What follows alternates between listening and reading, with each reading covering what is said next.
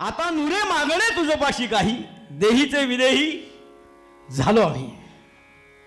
भगवंताजवळ काही मागू नका, पण त्या भगवंताला हृदयात साठवा. मग भगवंतावर अशी प्रीती कोणी केली, भगवंतावर असं प्रेम कोणी केलं आणि ते प्रेम भगवंताचं हृदयात साठवलं. इथे भगवंताला जागा दिली. हो, कोणी दिली? तर येतच विषयी चरित्र भाग आपण ऐकणार आहोत. चरित्र 2 दिवसाचं आहे, पण तुम्हाला माहिती आहे 2 दिवसाचं चरित्र अर्ध्या तासात लावण्यामध्ये मी मास्टर आहे.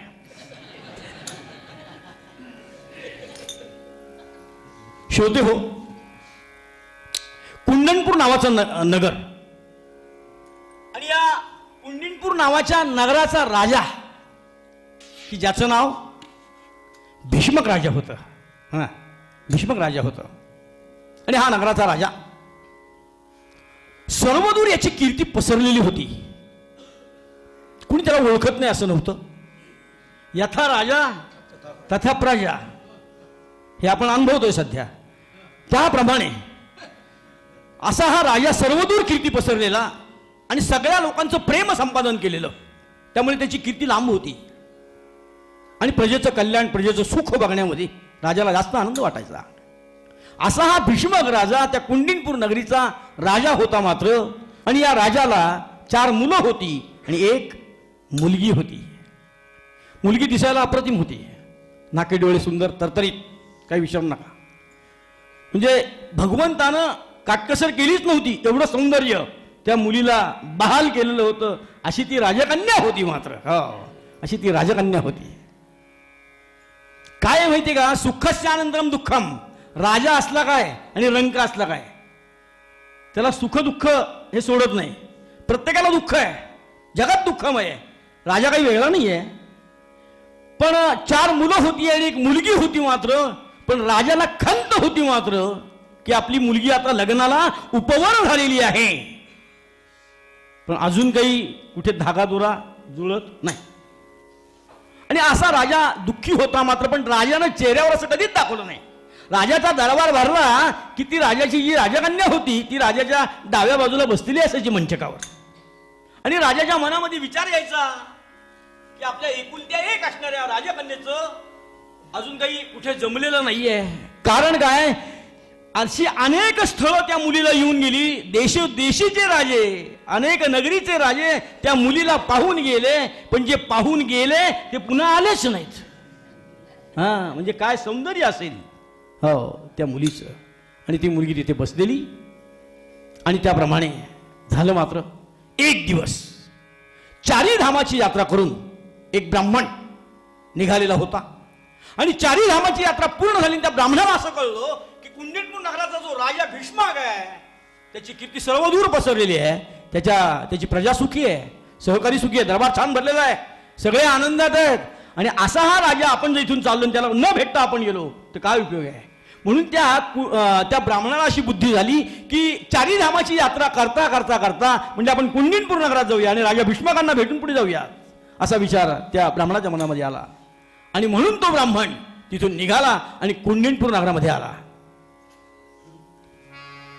हो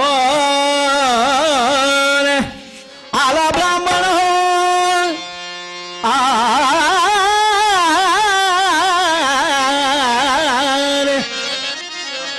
आला ब्राह्मण हो तिथे कीर्ती नाम. आला ब्राह्मण हो तिथे कीर्ती नाम. आला ब्राह्मण हो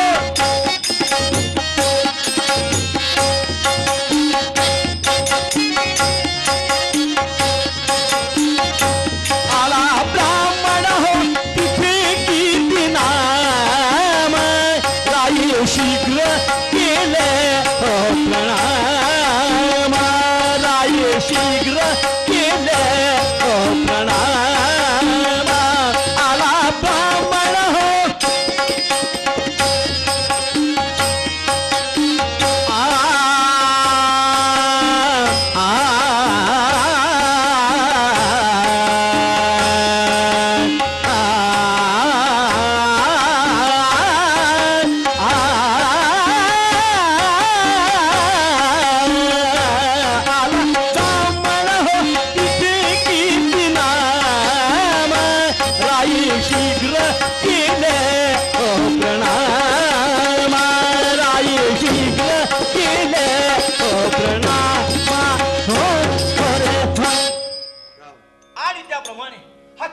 नामा नावाचा ब्राह्मण तो चारी धामाची यात्रा करत चाललेला होता. जाता जाता हा कुंडेनपूर नगरामध्ये थांबला. बाहेर द्वारपाल उभा होता आणि त्या द्वारपालाला सांगितलं की मला राजाला भेटायचं आहे. तो म्हणला कुठून आलात तुम्ही? मी म्हणले चारी धामाची यात्रा करून आलो ना, मी ब्राह्मण आहे, मला फक्त राजाला भेटायचं आहे म्हणले, बस बाकी काही काम नाही म्हणले. राजाची कीर्ती मी ऐकलेली आहे. आणि त्या द्वारपालाने आज सांगितलं. राजा म्हणला पाठवून द्या. आणि तो कीर्ती नावाचा ब्राह्मण त्या राजदरबारामध्ये गेला आणि त्या भीष्मकानं त्या ब्राह्मणाचा यथोचित सत्कार केला. त्या ब्राह्मणाचा यथोचित सत्कार केला मात्र. आणि आणायचा ब्राह्मण आलेला आहे. आता आपल्या मनातलं कुणाला तरी सांगावं म्हणून त्या आपण कुठून आलात त्यांनी सांगितलं मी चारी धामाची यात्रा करून आलोय, तुमचं नाव ऐकलं, सर्वदूर तुमची कीर्ती पसरलेली आहे म्हणून म्हटलं तुम्हाला भेटून जावं म्हणून मी या ठिकाणी आलेलो आहे. भीष्मकांनी म्हटलं आपण चारी धामाची यात्रा करून आलात का? हो, तुम्हाला एक प्रश्न विचारतो म्हणले. ब्राह्मण म्हणलं काय झालं? माझ्या डाव्या बाजूला जी बसली ना म्हटले ती माझी कन्या आहे म्हणले. आणि तिचं नाव काय आहे? कशाला लपून ठेवू आता? रुक्मिणी देवी. तिचं नाव रुक्मिणी देवी आहे. हो, आणि ती माझ्या डाव्या बाजूला बसली, ही आमची मुलगी आहे. हो का म्हणली, ही का तुमची मुलगी? हो. काय सौंदर्य बहाल केलंय? त्या ब्राह्मणाने मनामध्ये विचार केला, काय मुलगी आहे म्हणले. हो, सौंदर्य बहाल केले, छान मुलगी आहे म्हणे तुमची.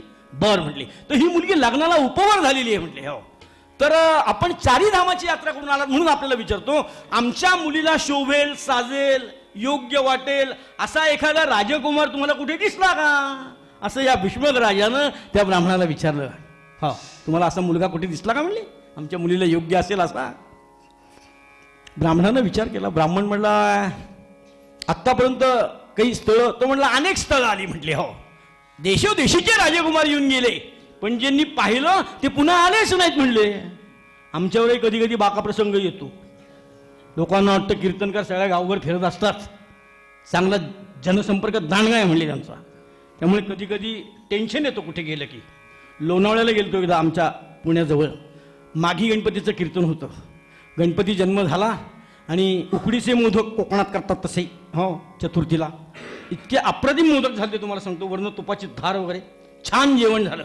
बिरागी वगैरे घेतली, बडीशॉप घेतली. म्हटलं वहिनी येतो म्हटलं. त्या म्हटल्या बुवा 1-2 मिनटं. आता म्हटलं आणखीन काय राहिले कोण अष्टक, मला वाटलं काहीतरी दक्षिणा वगैरे देतील म्हणून त्या बाहेर आल्या. आणि बाहेर त्यांनी डायरी आणली, त्या डायरीतनं एक पत्रिका काढली. ते चौकोन आडवे तिडवे, कुठे शनी होता कुठे, मला काहीच कळत नाही त्या पत्रिकेतलं. हो, आणि त्यांनी सांगितलं आमचा पुतण्या लग्नाचा आहे म्हणले. वा बाबा माझ्या म्हणलं आता पोटामध्ये एवढे गरम गरम मोदक गेले, आता काय करायचं म्हणल्यानं सांगायचं. ते म्हणले आमचा पुतण्या लग्नाचा आहे, ही पत्रिका तुमच्याकडे ठेवा आणि चांगली मुलगी ह्याला असली तर सांगा म्हणले. म्हणलं तुम्ही काही काळजी करू नका, कारण पोटामध्ये गरम गरम मोदक गेलेले होते, मी नाही कसं म्हणणार त्यांना. मी त्यांना म्हणलं तुम्ही एक काम करा, तुम्ही एक झेरॉक्स काढा म्हणले. हो, मुद्दाम. मग ती झेरॉक्स घेतली, ती अजून माझ्याजवळ आहे. मी परत लोणावळ्याला गेलोच नाही कीर्तनाला. फोन आला की बदली पाठवतो, फोन आला की बदली पाठवतो. कुठं तोंडाला तोंड देत बसता. आमचा एक मित्र तो लग्नाचा होता, तो म्हणला बुवा आपल्याला एक मुलगी पाय म्हणले. अरे म्हणलं पण तुझ्या अपेक्षा, अरे तुला माहिती आहे म्हणले आपण पेटी ताबल्यातले माणसं आहे, हा, मुलीला गाता आलं पाहिजे म्हणले. ठीक आहे बाबा म्हणलं. एक मुलगी बघितली. म्हणलं बुवा तुमच्या मुलीला गाणं येतं का, त्याच्यावर तिचं सिलेक्शन आहे म्हणले. काय गाते म्हणले. हो, तशी काय लता मंगेशकरची आईच ती. कार्यक्रम ठरला. हो, मामुंजी आले, मुलाचे आई वडील, मुलगा इकडे, व्यासबुवा, मध्यस्थीचं फार कठीण काम असतं. हो, आणि त्या मुलीला म्हटलं गाण्यावर सिलेक्शन आहे बघ, भले तुला पोळ्या करता आली नाही पण गाणं म्हणता आलं पाहिजे म्हटलं. त्या मुलीने सुरुवात केली. स्वर नकाच देऊ, तुझाच आहे शेवट वेळ्या माझ्या. म्हणलं चला 36 गुण जमलेले आहेत तुमचे. कुठे काय प्रसंग येतील सांगता येत नाही. फार कठीण काम मध्यस्थाची. परत देणं नसतं घेणं नसतं. वाईट झालं म्हणजे चांगलं झालं तर कॉफी पाडणार नाही, पण वाईट झालं तर आयुष्यभर ते व्याज बोयत ना त्यांनी वाट लावली म्हणलं म्हणा. म्हणून मी सहसा त्या भानगडीत पडत नाही. श्रीराम जयराम म्हणायचं. आणि त्याप्रमाणे सांगण्याचं तात्पर्य असं होते. हो, त्या ब्राह्मणाने विचार, आतापर्यंत एवढे राजकुमार आले म्हणले पण नाही म्हणले झालं. बर, तो म्हणजे एक मुलगा आहे. कुठे राहतो तो? हो, तुमच्या मुलीला साजेस आहे म्हणले. छान आहे मुलगी म्हणले मुलगा.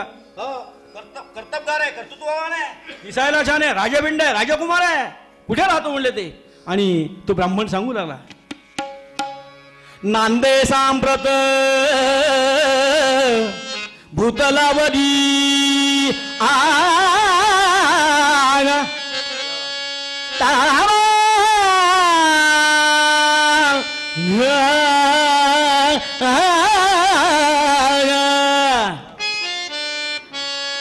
नांदे सांप्रत भूतलावरी नांदे सांप्रत भूतलावरी नांदे सांप्रत भूतलावरी द्वारकी तशी हारी तयाची काय वाणुनी परी तयाची काय वाणुनी परी हो नांदे सांप्रत भूतलावरी नांदे सांप्रत भूतलावरी द्वारकी तशी हारी तयाची काय वाणुनी परी तयाची काय वाणुनी परी रातोत्पल सम कांती जयाची रातोत्पल सम कांती जयाची चरण युगुल ते धरी तयाची चरण युगुल ते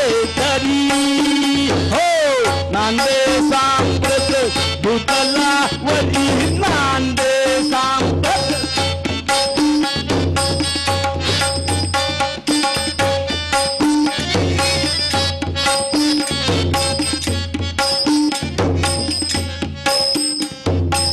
नांदे सांप्रत भूतलावरी नांदे हो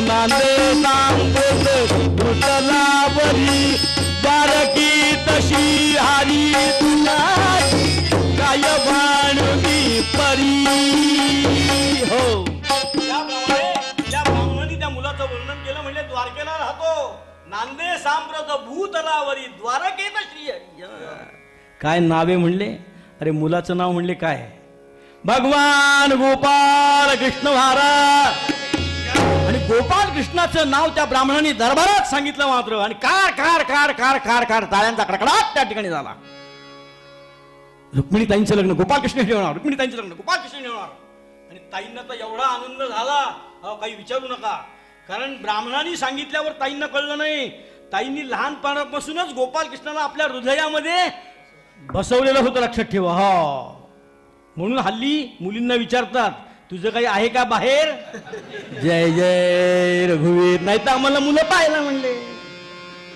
सांगण्याचं तात्पर्य असं त्या रुक्मिणी देवीनं आधीच भगवंताला आपल्या हृदयामध्ये कोरून ठेवलेलं होतं आणि एवढा मोठा आनंद रुक्मिणी देवीला झाला मात्र हो खूप मोठा आनंद झाला की आपलं लग्न आता म्हणजे भगवान गोपाल कृष्णांची होणार टाळ्यांचा कडकड कडकड कडकड कडकड करून दरबारात दंदानाट झाला मात्र आणि हा टाळ्यांचा कडकडाट सुरू होता आणि राजाचा मोठा मुलगा की ज्याचं नाव रुक्मी दादा क्या बात आहे राजाचा मोठा मुलगा की ज्याचं नाव रुक्मी दादा तो या दरबारामध्ये आला मात्र कोण हसताय कोण टाळ्या वाजवताय काय चाललंय दरबार एका मिनिटात शांत रुक्मी दादा म्हणतात त्यांना हा आमच्या महाराष्ट्रात बरेच दादा आहेत जय जय रघुवीर समर्थ त्याप्रमाणे रुक्मी दादाने सांगितलं कोण बडबडताय कोण हसताय कोण टाळ्या वाजवताय काय झालंय एका मिनिटात दरबार शांत झाला मात्र आणि कोणीतरी सांगितलं दादा ताईचं लग्न की नाही कृष्णाशी ताईचं लग्न कृष्णाशी होणार कोणी सांगितलं ताईचं अरे माझी बहीण कृष्णाला देणार नाही म्हणले माझी बहीण अजिबात कृष्णाला देणार नाही म्हणे कोण म्हणतं माझी बहीण कृष्णाला देणार काय तो कृष्ण म्हणले काळा कभिन्न कधी निळा कधी काळा कधी सावळा त्याला कुल नाही त्याला शील नाही स्त्रियांची काय थट्टा करतो दह्या दुधाच्या काय चोऱ्या करतो रानावनात काय चारा नेतो अशा मुलाला म्हणले माझी बहीण येणार शक्यच नाही म्हणले काय कृष्णाची परिस्थिती आहे कृष्ण कुलहीन तो दुग्ध दधितोरी कृष्ण कुलहीन तो दुग्ध दधितोरी कृष्ण कुलहीन तो दुग्ध दधितोरी खिल्लरे राखी तो घोर विपिनी खिल्लरे राखी तो घोर विपिनी कृष्ण कुलहीन तो कृष्ण कुलहीन तो कृष्ण कुलहीन तो दुग्ध दधितोरी तो आणि त्याप्रमाणे म्हणले याला शील नाही कुल नाही दुधा दह्याच्या चोऱ्या करतो स्त्रियांच्या अशा म्हणले कृष्णाला माझी बहीण देणार नाही माझ्या बहिणी करता मी एक छान स्थळ नियुक्त केलेलं आहे कोणाला ठरवलं आहे म्हणले चेदी देशाचा राजा ज्याला शिशुपाल असं म्हणतात त्या राजकुमाराची नियुक्ती मी माझ्या बहिणी करता केलेली आहे म्हणले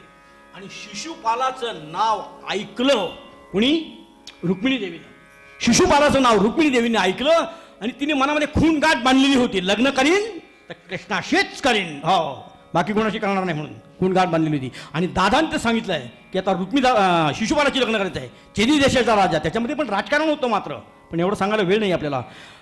शिशुपालाशी लग्न म्हणल्यावर रुक्मिणी ताई ज्या खुर्चीवर बसलेल्या होत्या तिथेच ताईंना घेरी आली. हो, कोणी म्हणती धरा धरा,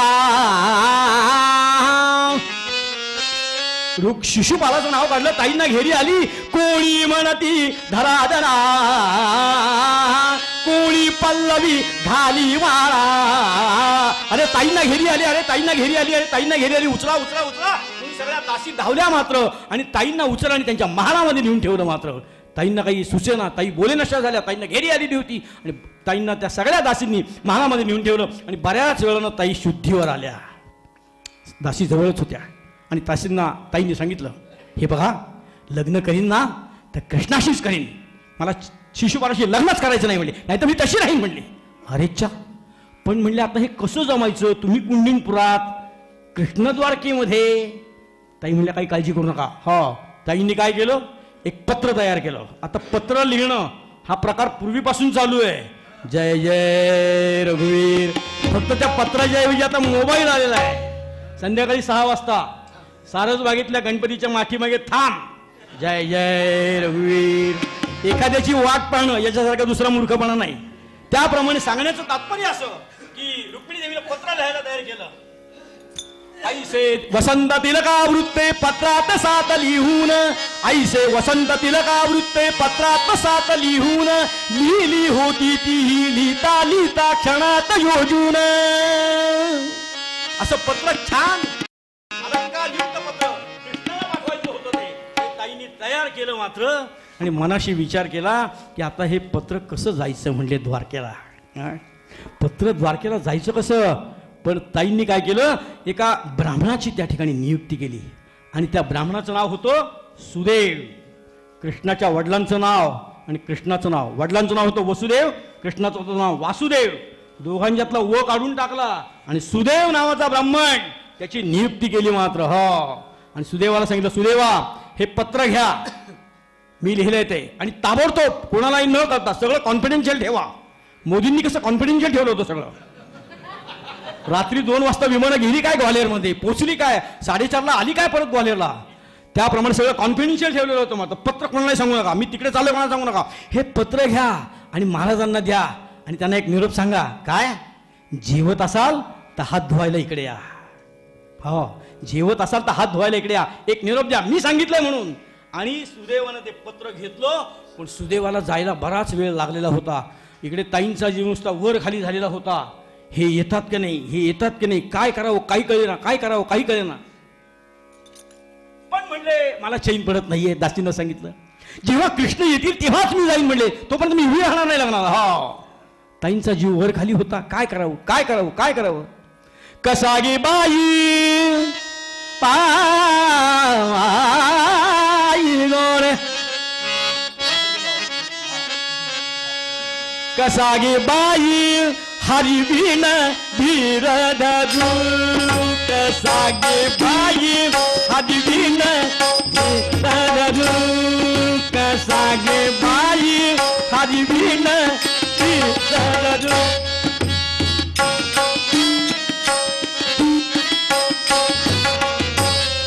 कसागे बाई हरिवीन धीर धरू, कसागे बाई हरिवीन धीर धरू, कसागे बाई हरिवीन धीर धरू, कसागे बाई हरिवीन धीर धरू.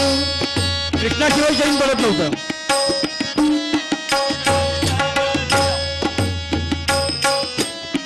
रुक्मिया मदनाय शिशुपाला देतो, रुक्मिया मदनाय शिशुपाला देतो, सांगा मी काय करू, कसागे बाई सांगा मी काय करू, कसागे बाई हरिवीन धीर धरू, कसागे बाई हरिवीन धीर धरू, कसा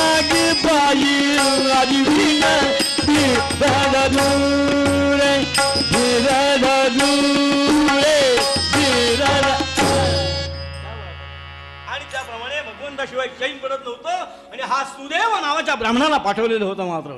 आणि हा सुदेव द्वारकेच्या दिशेने निघाला. द्वारकेच्या दिशेने निघाला. सगळीकडे कृष्ण मय द्वारका झालेली होती. तो नुसता बघत बसला, द्वारका नगरी बघत बसला. प्रत्येकाचं नाव मुखामध्ये भगवंताचंच नाव होतं मात्र. माया नगरी होती मात्र सगळी ती बघत होता. द्वारका बघून तो हरपून गेला मात्र. सुदेव नावाचा ब्राह्मण होता होता होता तो कृष्णाच्या महालाच्या बाहेर आला मात्र. द्वारपाल होता. हो. आणि मला म्हणले महाराजांना भेटायचं आहे. कुठून आलं म्हणले आपण? कुंडीपूर नगरात आहे. अर्जंट आहे म्हणले. हो, वेळ घालू नका म्हणले. त्याप्रमाणे झालं मात्र. तो सुदेव नावाचा ब्राह्मण त्याला आत सोडला. आणि गोपालकृष्ण तिथे होते. गोपालकृष्णाला बघितल्यानंतर हा सुदेव ब्राह्मण त्यांच्याकडे बघतच बसला. देहवान हरपून गेला. अरे भगवान गोपालकृष्ण होते ते. असामान्य होते की काय? तो बघतच बसला. गोपालकृष्ण म्हणले कुठून आला? अरे हो म्हणले, तुमच्याकडे झालंय. कुणी पाठवलंय म्हणले? ताईंनी पाठवलंय म्हणले. काय काम? ताईंनी हे पत्र दिले. काय काम वगैरे असेल ते तुम्ही बघा म्हणले. हो. ते पत्र वाचलं मात्र. आणि गोपालकृष्णाला पूर्ण कल्पना होती मात्र. हो. आणि या रुक्मी दादानं पण केलेला होता. समजा कृष्णाला माझी बहीण दिली तर एका बाजूची मूछ काढून टाकीन, डोक्याचा पाठ करीन, भुवया उडवून टाकीन. हो. आणि अशा काही प्रतिज्ञा त्या रुक्मी दादानं केलेल्या होत्या मात्र. आणि त्याप्रमाणे कृष्ण तयारीत होते मात्र. आणि झालं मात्र. ते पत्र वाचलं. कृष्णाने तयार केली. घोडे झुंपले रथाला. आणि निरोप होता स्पेशल. हात धुवत असाल तर तिकडे या. श्रोते हो, तिकडे कुंडीनपुरात शिशुपालाबरोबर लग्नाची तयारी झालेली होती. लक्षात ठेवा, पूर्वीची लग्न 16 दिवस होती म्हणून त्याला लग्न सोहळा असं म्हणतात. आताचं लग्न एकाच दिवसात आहे मुंबई पुण्यामध्ये. आणि एका इमारतीत 3-3 लग्न. पु ल देशपांडे हॉल विलेपार्ला. खाली एक लग्न, वरती एक लग्न, प्रत्येक लग्न. म्हणजे एकीकडे नाश्ता करा, एकीकडे जेवण, खाली आईस्क्रीम. जय जय रघुवीर. काय कळणार आहे कोण कुठे गेलो? बरं, एका दिवसाचा खेळ. सकाळी टामटूम, दुपारी धामधूम आणि संध्याकाळी सामसूम. कुठे गेले म्हणले? ग्वाल्हेरला गेले ते. जय जय रघुवीर समर्थ. काही विचारू नका. आणि हे लग्न सोहळा तिकडे सोहळा सुरू झाला मात्र. आणि होता होता रुक्मिणीच्या देवीची उलघाल चाललेली होती की म्हणली ह्याला पाठवलाय महाराज येतात की नाही? अरे महाराज येणार नाही असं होईल का? शुद्ध भक्ती महाराजांना अर्पण केलेली होती, भाव अर्पण केलेला होता. मला दुसरं तिसरं काही नको म्हणले, फक्त तुम्ही हवे आहात म्हणले मला. आणि रुक्मिणी देवीच्या अंगाला हळद लावण्यामध्ये आली. आणि ताईंना सांगितलं की वरती देवीचं दर्शन घ्या म्हणून. आणि देवीच्या दर्शनाकरता ताई वरती गेल्या. आणि वरनच ताई बघत होत्या कृष्ण येतात की नाही, माझा सखा येतो का नाही म्हणले मला न्यायला. आणि बराच वेळ झाला गोपालकृष्ण येईनात. म्हणजे काय करावं काय करावं काय करावं, आता तर आपली हाय काय नाही म्हणले. आणि तुम्हाला सांगतो कुंडीनपुरात असा बंदोबस्त केलेला होता, सगळीकडे तैनात सैन्य लावलेलं होतं. वाऱ्याला सुद्धा आतून बाहेर जायची जागा राहणार नाही इतकं कडक नियोजन आमच्या या शिशुपालाच्या आणि त्या राजानं केलेलं होतं. मात्र पाहतोच म्हणले कृष्ण कसा येत होते. आणि अरे ते कृष्ण आहेत हे लक्षात ठेवा. जय जय रघुवीर समर्थ. ते कृष्ण आहेत हे लक्षात ठेवा. आणि त्याप्रमाणे झालं मात्र. लगाम खेचला, यादव सेना बरोबर घेतली, शिशुपालाला बरोबर घेतलं, चला रे म्हणले. आणि निघाला मात्र कृष्ण. आणि रुक्मिणी देवी देवीचं दर्शन घेऊन हलकेच पायऱ्या उतरत उतरत उतरत खाली येत होत्या. बरोबर कृष्णाने तिथे रथ थांबवला मात्र. रुक्मिणी देवीच्या हातात हात दिला, चला म्हणले. रथात बसल्या रुक्मिणी देवी रथ वाऱ्यासारखा निघाला. हो, वाऱ्यासारखा निघाला पाठी. आणि सगळ्यांना माहिती होतं, अरे म्हणले आता कृष्णाने आपली बहीण पळवली आहे, कृष्ण गेले. सगळीकडे चर्चा, सगळी धूम झाली मात्र. सगळीकडे यादव सेना, बलराम दादा हो आणि रुक्मी दादा सगळे युद्धाला निघाले म्हणले. आणि थांब म्हणले, तुझ्याकडे बघतोच म्हणले. आता कृष्ण म्हणले तुझ्या भुवया कशा उडवायच्या, तुझा पाठ कसा उडवायचा ते मी पाहतो म्हणले. हो चल माझ्याबरोबर. आणि त्याला गरगर करून फिरवला मात्र. रुक्मिणी देवीने सांगितलं लग्नाचा आहेर म्हणून त्याला मारू नका म्हणले, काहीतरी शिल्लक ठेवा म्हणले. हो त्याप्रमाणे झालं मात्र. गोपालकृष्ण म्हणले तू म्हणतेस म्हणून मी त्याला सोडतो. सगळं यादव सेना धुमाकूळ तिथे झालेलं होता. इकडे द्वारका नगरीय स्वागताकरता कमान लावून सज्ज होते मात्र. वसुदेव देवकी आणि सगळी द्वारका नगरी सज्ज झालेली होती. अहो ते भगवंत होते मात्र. आणि बरोबर 7:30 वाजता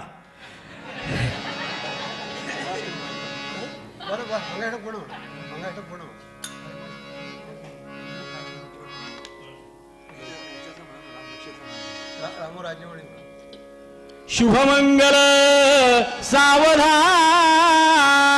जेवढं येतं तेवढं म्हणतो. तुम्ही म्हणता म्हणा की कृष्णाचं लग्न आहे. अच्छा अच्छा. शुभमंगल सावधान गंगा सिंधू सरस्वती च यमुना गोदावरी नर्मदा कावेरी शरयू महेंद्र तनया अन्वती वेदिका क्षिप्रा वेद प्रवती महासुर नदी ऊर्जा चला मंगलम शुभमंगल. भगवान गोपाल कृष्ण महाराज की, समर्थ सद्गुरु श्री रामदास स्वामी महाराज की. आणि अशा प्रकारे भगवान गोपाल कृष्णाचं लग्न शूटिंग चालू आहे म्हणून मी म्हणत नव्हतो. आता आमचे मित्र म्हणजे साधी मंगलाष्टक येत नाही तुला. आणि त्याप्रमाणे झालं. मात्र भगवान गोपाल कृष्णांचा रुक्मिणीच्या मनामध्ये जे होतं ते इच्छा पूर्ण झाली. कारण लहानपणापासून भगवंताची भक्ती रुक्मिणी देवीने केलेली होती. लहानपणापासून रुक्मिणी देवीनं भगवंताला हृदयामध्ये वरलेलं होतं आणि भगवंताजवळ तेवढंच मागणं मागितलं की आता नुरे मागणं तुझ्यापाशी काही, माझी एकच इच्छा आहे भगवंता, मला तुझं व्हायचं आहे आणि तुला माझं व्हायचं आहे. अशा प्रकारे भगवंताचा विवाह रुक्मिणी देवीशी झाला. आणि पुढे काही सांगण्याची गरज नाही आहे आपल्याला. त्या जागेवर कृष्ण होते, त्या जागेवर रुक्मिणी होत्या. बाकी काय मागणं मागायचं भगवंताजवळ? काही मागू नका, फक्त भगवंताला हृदयात बसवा आणि भगवंत नामस्मरण घेऊन जीवनाचं कल्याण करा. गेले 8 दिवस मी या ठिकाणी आलेलो आहे. मोठा मला आनंद वाटला. मला अजूनही असं वाटतं की 2 कीर्तन अजून करावीत. जय जय रघुवीर समर्थ. पण काही गोष्टींना इलाज नसतो, कुठेतरी थांबावं लागतं आपल्याला. त्याप्रमाणे आज आपली हे आजचं कीर्तन झाले की राजा गाणारे उद्या सकाळी 11 वाजता गाडी आहे. ती दुसऱ्या दिवशी सकाळी 9 वाजता पोचेल. म्हणजे 1 तारखेला पोचली की 2 तारखेला पूर्ण विश्रांती, कपडे वगैरे ठाकठीक. आणि 3 तारखेला परत मला बॅग घेऊन नागपूरला जायचं आहे. 7 दिवस नागपूरला कीर्तन आहेत. ती 6 महिन्यापूर्वीच ठरलेली आहेत. आणि तेच नागपूरची कीर्तनं झाली की मग बारीक सारीक कीर्तन आमची चालू असतात, सातारा इकडे तिकडे. त्याप्रमाणे असा कार्यक्रम आहे. आणि ह्या 7 दिवसात तुम्ही सगळ्यांनी भरपूर प्रेम दिलं. जे जे मी काही तुमच्यासमोर टाकत होतो मोठ्या धाडसानं, त्या प्रत्येक गोष्टीला तुम्ही छान रिस्पॉन्स दिला. आणि मला माहिती होतं की गालेरचे श्रोते अप्रतिम आहेत. आमच्या मित्रांनी मला सांगितलेलं होतं. त्याप्रमाणे शिरगावकर बंधूंनी सुद्धा माझी राहण्याची, झोपण्याची, जेवण्याची, खाण्याची उत्तम व्यवस्था, व काय हवं काय नको ते बघितलेलं आहे. त्यामुळे त्यांनाही धन्यवाद. आणि काही ग्रामस्थांनी मला घरी बोलवले, छान म्हणजे गवांदे काका वगैरे उत्तम सत्कार केलेला. आज मी दत्त मंदिर बघून आलो. ते काटे त्यांचे मुख्य आहेत त्या मंदिराचे, गोविंद काटे. दत्त मंदिर बघितलं. एक समर्थांचं मंदिर आहे बघा इथे, बाईक, हां ते मंदिर बघितलं. मला खूप आनंद झाला. परवा म्युझियम बघितलं. मी बऱ्याचशा गोष्टी बघितल्या, म्हणजे शक्य होतं तेवढे यांनी प्रयत्न केले. आणि हे तर काही दिवसभर बिझी असतात रामरायाच्या सेवेमध्ये. त्याप्रमाणे जास्तीत जास्त प्रेम ग्वाल्हेरकरांनी मला दिलं. उत्तम साथ. म्हणजे यांना मी सांगितलं तुम्ही काहीच काळजी करू नका, मी काही फार मोठा पंडित नाही आहे. तुम्हाला जेवढं येतं तेवढंच मी गाणार, किंवा मला येतं तेवढं तुम्ही वाजवा, विषय संपला. नाही, निभावलं वगैरे काही नाही. उत्तम साथ केली. मला फोन येतात लोकांची की छान झालं कीर्तन म्हणून. त्याप्रमाणे अशी ही बरदास्त मला ग्वाल्हेरकरांनी दिली. त्याबद्दल सगळ्यांचा मी ऋणी आहे. मी प्रत्येकाचा नामनिर्देश उल्लेख या ठिकाणी करू शकत नाही, पण सगळ्यांचा मी ऋणी आहे. आणि सर्वात महत्त्वाचं म्हणजे आमचे समर्थ रामदास आणि आबा महाराज यांच्यासमोर ही कीर्तन सेवा झालेली कीर्तन सेवा मी आज त्यांना या ठिकाणी अर्पण करतो. आणि केव्हाही ग्वाल्हेरकरांनी मला हाक मारावी. जय जय रघुवीर. आपली रजा घेतो प्रसादाचे. ते माझ्या हस्ते मी 4 जणांचा सत्कार करतोय त्या निमित्तानं प्रसाद म्हणून. तर पहिला सत्कार माझ्या डाव्या बाजूला जे प्रमोद संत बसलेले ते इंटरनॅशनल आर्टिस्ट आहेत. तर मला 8 दिवस त्यांनी सांभाळून घेतलं, खूप छान. त्याबद्दल त्यांना श्रीफळ देऊन. दुसरा सत्कार माझ्या उजव्या बाजूला जे राघवेंद्र दादा बसलेले आहेत त्यांनी खूप छान साथ केलेली आहे. आणि ह्या दोघांमुळे मी ते गाऊ शकलो, नाचू शकलो, नाही तर मी काय केलं असतं. त्याप्रमाणे आमचे राघवेंद्र दादा यांनी माझ्यावर खूप प्रेम केलेलं आहे. कीर्तन झाल्यावर मला म्हणायचे बुवा कुठे चालला झोपायला, बसा 2 नाट्यगीतं म्हणून मग चाला वरती. एवढं प्रेम आम्ही एकमेकांवर केलेलं आहे. आज फक्त मला थांबू नका रात्री. तर त्यांना प्रेमाचा प्रसाद म्हणून.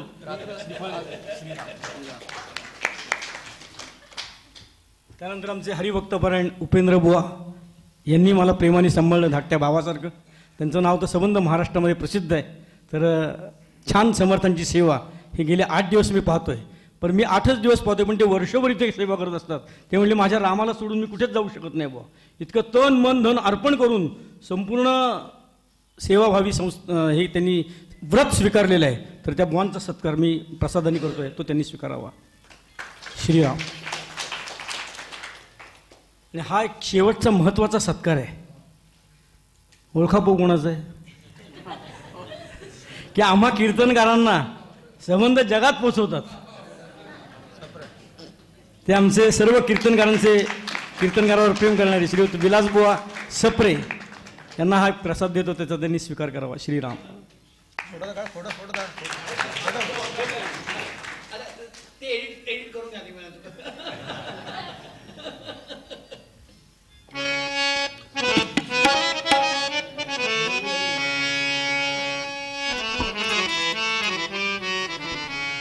आता नुरे मागणे तुझ पाशी काही, आता नुरे मागणे तुझ पाशी काही, तुझ पाशी काही, तुझ पाशी